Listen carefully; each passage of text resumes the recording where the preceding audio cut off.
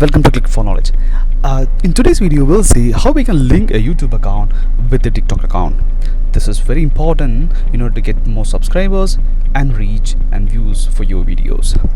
For that, you need to head to your profile, click on the edit profile.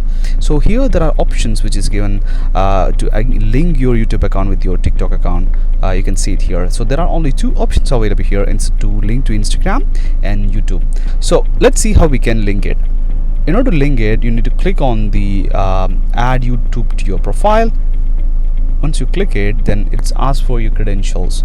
So you need to log in with your preferred account. If you have a Google account, so you need to link that Google account, the Google account which is linked to the YouTube account. Okay, so you sign in the preferred account. So here I'm using Click for Knowledge. I already signed in into this account, so it may not be asked for the username and password.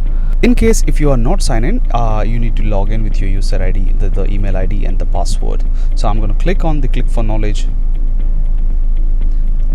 Right, so it will load, and you can see this has been linked to my YouTube account. So thank you for watching. See you in next video.